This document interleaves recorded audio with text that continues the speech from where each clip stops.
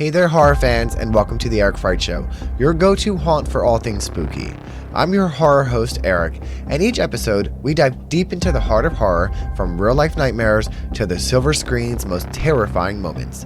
So, grab your popcorn, dim those lights, and let's plunge into another chilling Fright Fest together.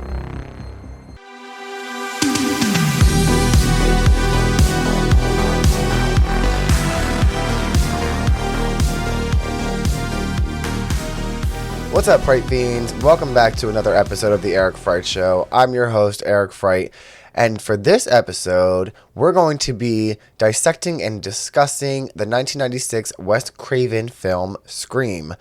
I love Scream so much. I'm so excited to dive deeper into this because I've done an episode on my other podcast, but not so much on the movie itself, but more of something different. So I'm excited to do a different kind of episode for this. I remember going to see it when I was like 10 years old when it came out. And this franchise is actually very, very special to me because my husband, who is not a horror fan, but has grown to appreciate certain movies and watch certain movies with me, is actually a big Scream fan. When I got into that franchise with him, because I was like, if we're going to be married, me and you, we're going to have certain movies that you watch with me because they're in bed, like they're a big part of who I am, and part of that franchise, part of that is the Scream franchise. He fell in love with the Scream franchise, so this is the actually one franchise that we have bonded over and have a shared love for. So this is just such a fun episode for me to dive into. So let's just jump right into the first segment, which is going to be Fright Files.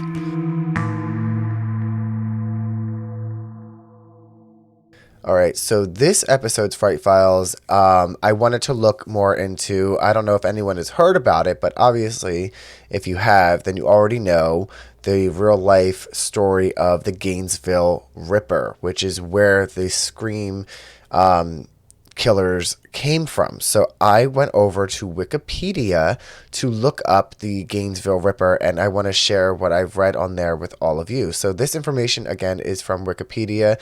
Take it as you will. But so the Gainesville Ripper, his name is Daniel Danny Harold Rowling. He was born May 26, 1954, and he died October 25th, 2006. He's known as the Gainesville Ripper, and he was an American serial killer who murdered 5 college students in Gainesville, Florida, over 4 days in August of 1990. It says that he later confessed to raping several of his victims, committing a triple homicide in his home city of Shreveport, Louisiana, and attempting to murder his father in May of 1990. So in total, it says Rowling confessed to killing 8 people, and he was sentenced to death for the 5 Gainesville murders in 1994, and then he was eventually executed by lethal injection in 2006. His killing spree inspired screenwriter Kevin Williamson to pen the script of the famous 1996 slasher Scream. So what happened? So we're going to go down on the page to the Gainesville murders, and I'm going to read this a little bit for you guys. So it says, in August of 1990, Rowling murdered 5 students, 1 student from Santa Fe College and 4 from the University of Florida, during a burglary and robbery spree in Gainesville, Florida.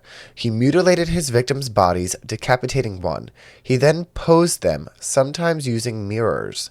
In the early morning hours of Friday, August 24th, Rowling broke into the apartment shared by 2 university freshmen, 18-year-old Sonia Larson and 17-year-old Christina Powell. Finding Powell asleep on the downstairs couch, he stood over her briefly but did not wake her up, choosing instead to go upstairs to the upstairs bedroom where Larson was also asleep. Rowling murdered Larson, first taping her mouth shut to stifle her screams, and then stabbing her to death with a Kabar knife. She died trying to fend him off. And I'm sorry if I didn't give a trigger warning. This is very graphic, so apologies moving forward. This is graphic and there's a trigger warning. Rowling then went back downstairs, taped Powell's mouth shut, bound her wrists together behind her back, and threatened her with the knife as he cut her clothes off. He then raped her and forced her face down onto the floor, where he killed her by stabbing her 5 times in the back. After killing Powell, Rowling went back upstairs and raped Larson's corpse. He posed the bodies in sexual provocative positions and took a shower before leaving the apartment. A day later, on Saturday, August 25th, Rawling broke into the apartment of 18-year-old chemistry honors student Christina Hoyt at nearby Santa Fe College, prying open a sliding glass door with a screwdriver. Finding she was not home, he waited in the living room for her to return. At 11 a.m., Hoyt entered the apartment and was surprised by Rawling, who placed her in a chokehold. After she had been subdued, he used duct tape to gag her mouth and bind her wrists together behind her back and led her into the bedroom, where he cut the clothes from her body and raped her. As in the Power murder, he forced her to lie face down onto the bed and stabbed her in the back, rupturing her aorta. He then flipped her body over and sliced her abdomen open from her pubic bone to her breastbone. After arriving back at his campsite, Rawling could not find his wallet. Thinking he may have lost it at the murder scene, he returned there, at which time he decapitated Hoyt, posed her body in a sitting position at the edge of her bed, and placed her head on a shelf facing the corpse. He later claimed his intent was to add to the shock of whoever discovered her. By this point, the murders had attracted widespread media attention. Many students had begun taking extra precautions, such as changing their daily routines and sleeping together in groups. Because the spree was happening so early in the fall semester, some students withdrew their enrollment or transferred to other schools. Tracy Pauls, who was 23 years old, was living with her roommate, Manny Tabata, also 23. On Monday, August 27th, Rawling broke into their apartment by prying open their sliding glass door with the same tools he had used previously. Rawling found Tabata asleep in one of the bedrooms and killed him after a struggle. Hearing the commotion, Pauls went down to the hall to Tabata's bedroom and saw Rawling. She attempted to barricade herself in her bedroom, but Rawling broke through the door. Rawling taped her mouth and wrists, cut off her clothing, and raped her before turning her over and stabbing her 3 times in the back. Rawling posed Paul's body, but left Tabata's in the same position in which he had died. With the exception of Tabata, all the victims were petite, white brunettes with brown eyes, like Rawling's mother. Although law enforcement initially had very few leads, police did identify 2 suspects. One suspect was Edward Lewis Humphrey, a University of Florida student who had a history of mental illness and bore numerous scars on his face from a car accident. Humphrey was arrested after a physical altercation with his grandmother and held in custody for 5 months until a grand jury refused to indict him on the murder charges, citing insufficient evidence. Humphrey's photo was shown repeatedly by media outlets. Authorities publicly cleared him of all charges after Rawling's arrest. The other suspect was also later cleared. Now, this was extremely graphic, and it was really difficult to read, especially the pubic bone to the breastbone. Obviously, there was an inspiration with that specific murder with the gutting of Casey Becker in the Scream movie. We're going to jump down to charges and trial on this page. It says in November of 1991, Rawling was charged with 5 counts of murder. He was brought to trial nearly 4 years after the murders. He claimed his motive was to become a superstar similar to Ted Bundy. In 1994, before his trial could get underway, Rawling unexpectedly pleaded guilty to all charges. Subsequently, State Attorney Rod Smith presented the penalty phase of the prosecution. During his trial, Court TV conducted an interview with Rawling's mother from her home, during which his father could be heard shouting off camera. On April 20th, 1994, Rawling was sentenced to death, and Rawling was also diagnosed with antisocial personality disorder, borderline personality disorder, and paraphilia. And then his ultimate execution was shortly before he was executed in Florida for the series of killings in Gainesville. Rawling claimed responsibility for the Shreveport murders, handing his spiritual advisor, Reverend Mike Hudspeth, Florida police, a handwritten confession and apology. Rawling had a last meal of lobster tail. He sang a gospel hymn, but made no statement immediately before his execution, which was witnessed by many of his victims' relatives. Rawling was executed by lethal injection at Florida State Prison on October 25, 2006, after the U.S. Supreme Court rejected a last-ditch appeal, and he was pronounced dead at 6:13 p.m. And that is the story of the Gainesville Ripper. which is even more terrifying than the movie itself. It's just so scary and thinking of like all the true crime shows I watch, and it's just so sad, and he got a sick pleasure out of posing these people, these poor bodies of these poor people that he has murdered, to even just, he as a pleasure, knowing that it's not even going to be traumatic enough that these people are going to be found by their loved ones murdered, but it's even worse that he has them posed in different ways to add to that trauma that he's inflicting on all of these people at this point. It's just heartbreaking to think about, but I did want to share it because it is an important part of why this movie exists and how these fictional characters were created, were inspired by real life people. We sometimes forget that there are these horror movies that are based on these real life murders, and like we are these big fans of Scream and we love to see Ghostface, but we have to remember to know how to separate the fiction from the facts and not celebrate these real life people. Like when people are out there celebrating and dressing up as Jeffrey Dahmer, like these were real people that committed real murders, and it is terrible for the families and the victims to see that. So I think we have to be really mindful of all of that.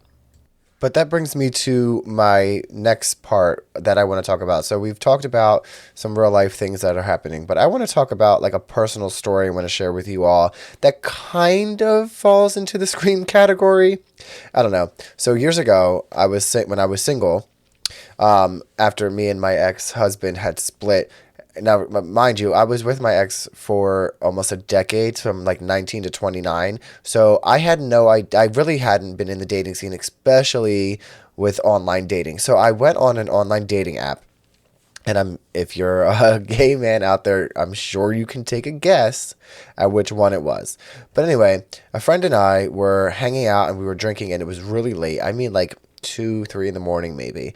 And we went out on my back porch to smoke a cigarette, and I was messaging different guys, just having fun. I didn't have any plans to like meet anyone. I just like to mess around and talk to people. So I don't remember the person's name. I don't remember any of the conversation because it was not important to me, and I was drunk, so I really didn't care. But what got me was, I don't know, but I want to like... At some point during the conversation, I got a message, and it was something like, "I can see you're out smoking on your porch." And I was like, what the fuck? Like, how do you know that? Like, who is this person, right? They didn't have a picture. So I was just really freaked out, and it gave me super creepy Scream vibes when they're like, Sydney was there when she goes outside, and he's like, "I can see you," and Casey, like just a very, very Ghostface vibe. And I just freaked out completely. Me and my friend are like, okay, now I don't want to sleep. And like, let me set this scene for you as well. My apartment was on the second floor in the back of a building. It was an old firehouse at the time. It was converted into a 4-unit apartment building. And so it was off a side street and then down an alleyway. You had to go walk down an alley to turn to get up the stairs to my apartment. So it wasn't like in the main street that anyone could just see. I was in an alley. So for this person to say, "I can see you're out there smoking a cigarette," was really concerning, because how the hell could you see me? Freaked me the hell out. But every time, I never heard from him again. Ever again. But yeah, every time I went outside for months, I just kept thinking, like, is someone there? I lived alone at the time. My nephew who was living with me was with his girlfriend a lot, so I was really all the time almost home by myself. So for months, I was just super freaked out. But nothing ever came from it, never heard from him again, nothing ever happened. So knock on wood, hopefully nothing ever does. It's been over almost a decade now since that. But yeah, that concludes the Fright Files segment. It's time to move on to our second segment of the show, which is our featured fright.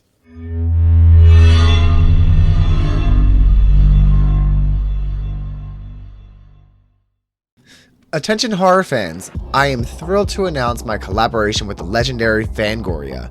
Whether you're a die-hard horror fanatic or you just love a good scare, Fangoria's got you covered with the best in horror news, features, and collectibles. And guess what? As a special treat for my listeners, you can now get 20% off your entire order at Fangoria.com. Just use promo code The Eric Fright Show at checkout. Don't miss out on this killer deal. Stock up on all things horror and join the frightful fun. Stay spooky, my friends. Now, back to the show. So, again, this episode's featured fright is the 1996 Wes Craven masterpiece, Scream. So let's jump into the plot based off of the IMDb website. It says, a year after the murder of her mother, a teenage girl is terrorized by a mass killer who targets her and her friends by using scary movies as part of a deadly game. The plot of Scream is just so cool, right? I thought it was so fresh and original, like, for its time, because I grew up, as most of you, with Jason, Freddy, Michael Myers. So, like, to take a person, make them real, and then use those movies as a way to target their victims was so fresh for me. And I remember being immediately intrigued. And another part that really intrigued me was seeing the Ghostface mask, because it was a white mask, gave me a little Halloween vibe. So I was really into that. So the rating on IMDb is a 7.4 out of 10, which I really thought would have been higher for the first Scream, but apparently not.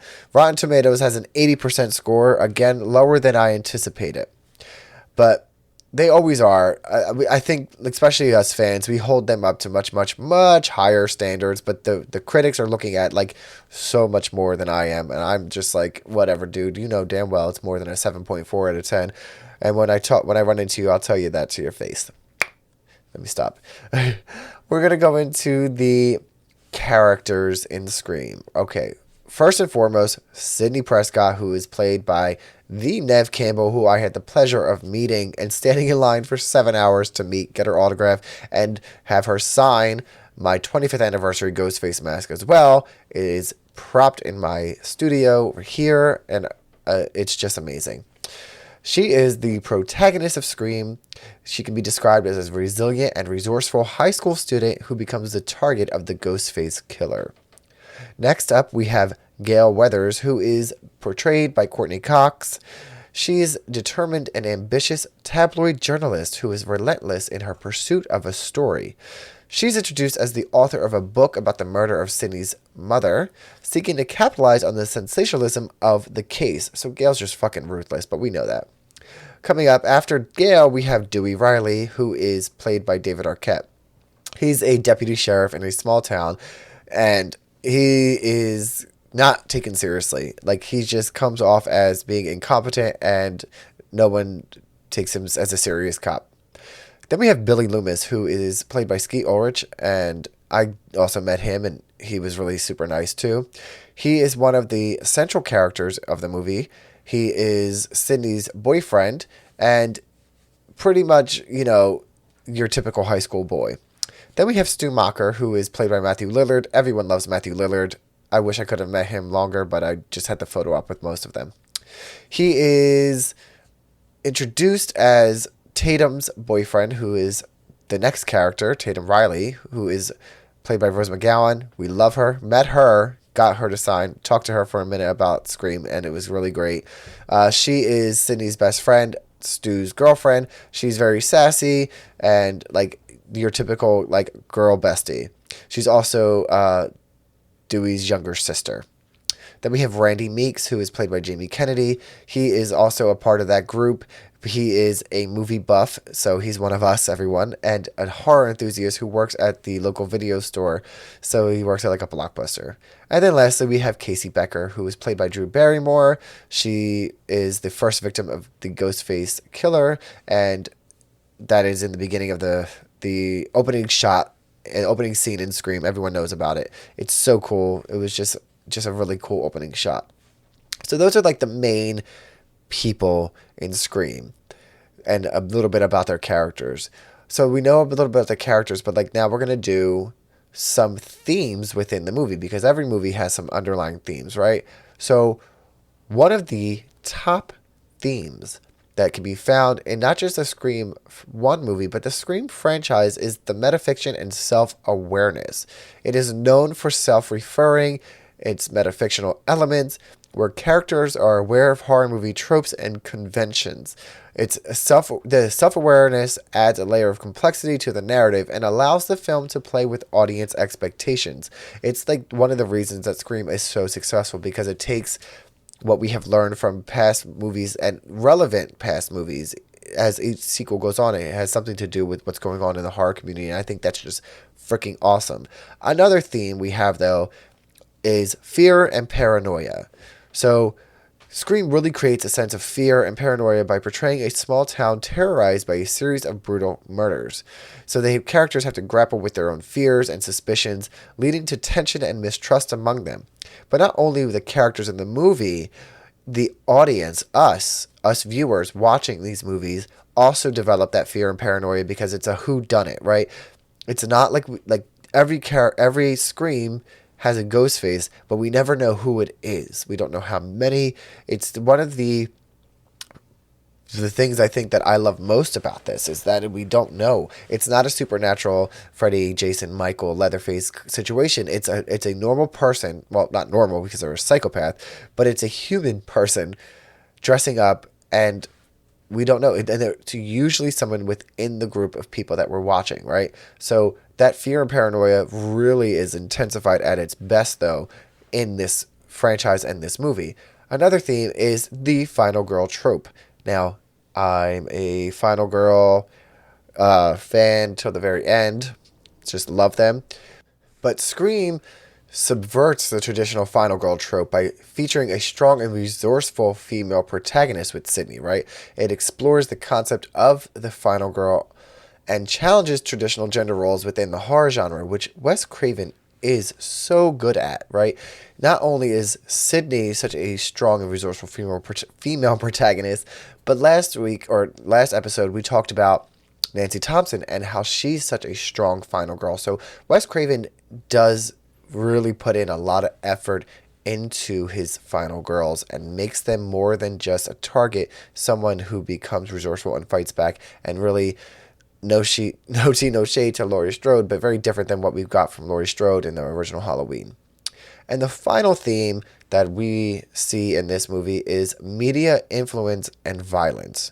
Scream critiques the influence of media, particularly horror movies, on society's perceptions of violence and morality. And so the film really raises questions about the desensitization to violence and the blurred lines between fantasy and reality. So that is another huge, huge theme in this movie, because, spoiler alert for those who've never seen Scream, you've had almost way too long to figure that out. It is the killers say that their motive, couldn't think of the word, is because they've seen too many movies, and that's how they study them to do what they do. And that's one of the big things within this franchise. So I thought that was really cool too. So let's talk. I want to talk a little bit now for my personal thoughts on Scream. So I actually remember going to the movies to see this with my sisters and their friends. And if my memory is right, because I just don't know if this is completely correct, but I think it was released, and then I didn't get to go when it was first released, but for some reason it was re-released into the theater, and I got to go the second time. And I thought it was so cool that I was with all these freaking teenagers going to see a horror movie, and I was so excited. And from the very opening scene to the very last shot, I was in such awe of this movie. So I was about probably 10 or 11 when I saw this. And so you have to remember, like, it's probably my first horror movie that I got to see. No, probably my second horror movie I got to see in the movie theater. My first one was Halloween 6, because I was about definitely 9 or 10 there. But I had only witnessed horror from the comfort of my home and hiding under blankets. So it was very different to be able to go to the movies and see these. And I thought that Scream really took the horror movie rules of the 80s and reinvented them. And even at a young age, I understood that. The plot twist at the end was nothing that anyone could have expected. And I just am so excited that I got to experience it before the internet and trolls spoiling everything. Because can you imagine back in 1996 when this got released, if we had like Twitter or TikTok and people really spoiling the twist? Like, we do have Screams now, but people were spoiling things. But that was we have certain expectations because to a degree it was already done because of the original. So we have like we don't want to know who it was, but like we didn't see two killers coming. We didn't see any of that coming back then, and I thought that was just so freaking cool. And Scream really has gone on to become one of my favorite horror franchises, but also my husband's favorite. My husband, now, if you listen, you know I married a guy who's not a horror fan. He's not into horror at all. He watches what I watch. To an extent, like who watched the Halloweens because he knows how much they mean to me, some of the Jasons and Freddys. But when we got to Scream, he connected with it and he loves that freaking franchise. But yeah, it was really cool to be able to share that with him. And then last year, I got to meet the cast at Monster Mania. We did a photo op with Nev Campbell, Skeet Ulrich, Matthew Lillard, David Arquette, Jamie Kennedy, and Lee Waddle, who was in costume as Ghostface. So and as I mentioned, we sat in line for over 7 hours to meet Nev. So that was really, really cool. I didn't mention though that I did get a picture of her sign, and it's the shot of her on the phone when she gets the first Ghostface call when she's home by herself, and I had her write, "Don't fuck with the original," because I thought it was not only one of my favorite lines of hers from Scream 4, but also very fitting for what happened with her with Scream 6 and not feeling appreciated. And now she's coming back for Scream 7, but that was before that was ever announced. I think what really drew me in with the movie, just to backtrack a little bit, was the way Wes Craven really brought the whodunit back in a new and fun way. So I was just talking about like the whodunit thing, but we had some aspect of that back with movies like Friday the 13th, right? With Friday the 13th, the original Friday the 13th, we had no idea who this killer was. We just seen hands and shoes, a little bit of the feet. So we had no idea. And then when it was revealed to be Mrs. Voorhees, like she didn't have a mask or anything. Like that was like an original whodunit. So Wes Craven really brought that aspect. Like Wes Craven took so many different things like from other horror movies and put it into and applied it to Scream in such a new and fresh way. So I thought that was like so fun, and I love being like a little detective trying to piece together all of the clues. And I think I don't know if I've ever been correct on who a Ghostface killer was or how many there was. Maybe Scream 6. Scream 6 was a little bit more predictable. And before we move on to the next segment, I have to tell you what my favorite kill is in this movie. It's probably everyone's, but it's definitely Tatum with the garage door. Freaking iconic. And I met Rose McGowan and I said that to her. She was like, something along the line. She said something like, I said if I wanted to go out, I wanted to go out like a certain way. And I really think she's had like a say in that, and that is even cooler. But that concludes segment 2, which is our featured fright. It's time to move on to our third segment, which is Frightful Facts.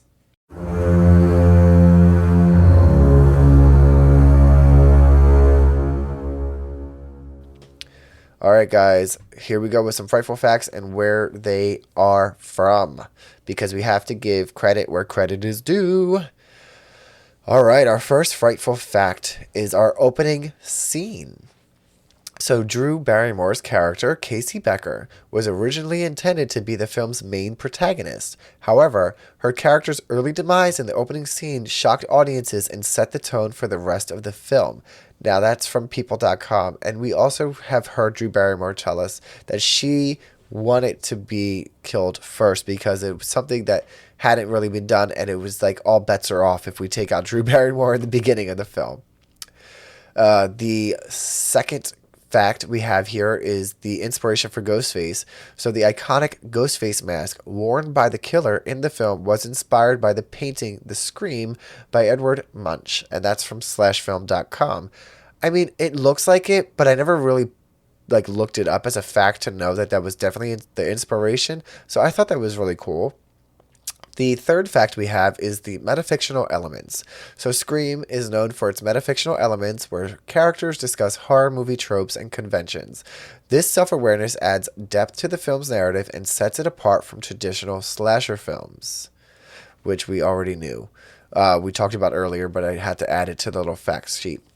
And then the next frightful fact, fourth one, we have Wes Craven, who made a cameo appearance in the film as Fred the janitor. So if you remember, he's mopping the floor, and I think the principal says something, and he calls him Fred. So I thought that was like, and he's wearing the Freddy sweater from part 1, and I thought that was really fun to add to this because, it's like a little love letter to his character, Freddy Krueger.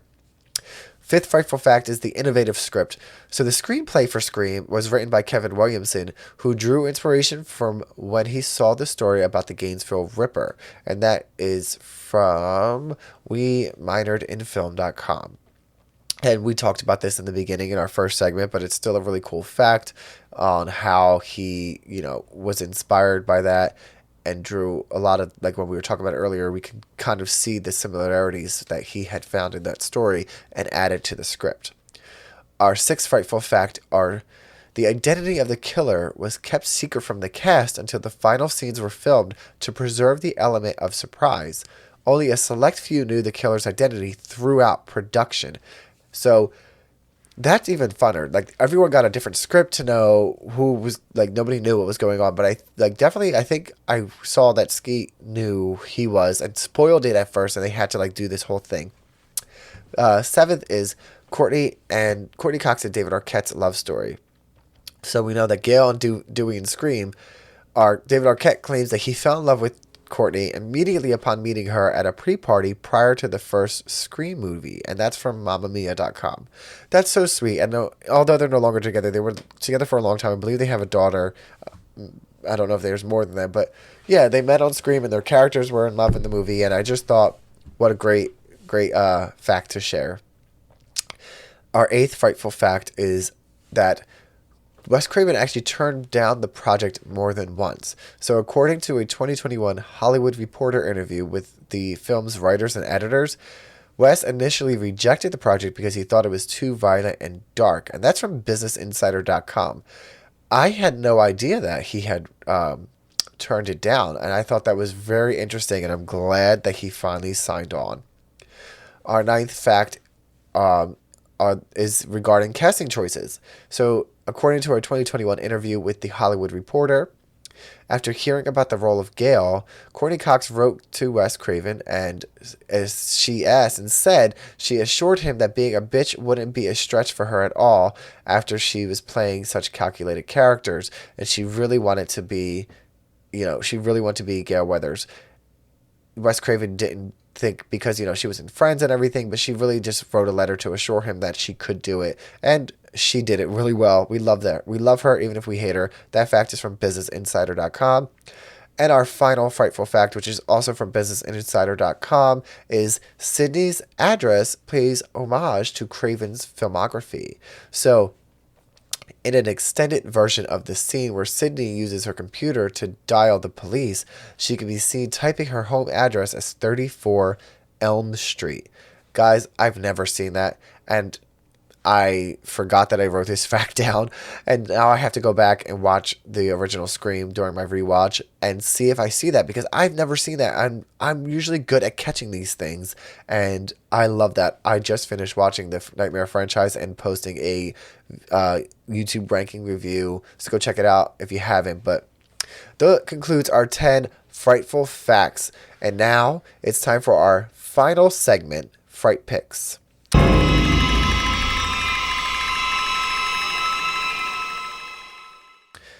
So for our final segment, I had to think about what kind of movies do I want to recommend to you all for this episode. And so here's what I got for you guys. First movie is The Hills Have Eyes from 1977. Here's the plot. On the way to California, a family has the misfortune to have their car break down in an area closed to the public and inhabited by violent savages ready to attack. You can find that on YouTube. Second movie I want you guys to check out is House of Wax from 2005, and that is about a group of teens who are unwittingly stranded near a strange wax museum and soon must fight to survive and keep from becoming the next exhibit. You can find House of Wax on Amazon Prime. Third movie is Totally Killer from 2023. That plot is when the infamous Sweet 16 killer returns 35 years after his first murder spree to claim another victim. 17-year-old Jamie accidentally travels back in time to 1987, determined to stop the killer before he can start. That movie's also on Amazon Prime. Number 4, which is fitting because I'm recording this on 4th of July, is I Know What You Did Last Summer from 1997. That plot is 4 young friends bound by a tragic accident are reunited when they find themselves being stalked by a hook-wielding maniac in their small seaside town. That is also on Amazon Prime. And for my last fright pick for you guys, I chose Urban Legend from 1998. And that is about a college student who suspects a series of bizarre deaths are connected to certain urban legends, and that is on YouTube. And that's it for this episode of the Eric Fright Show. Take care, everybody. That's a wrap on this episode of the Eric Fright Show. Thanks for tuning in and letting me share my love of horror with you. If you enjoyed the show, please take a moment to rate and review it on your favorite podcast platform. It really helps me reach more horror fans like you.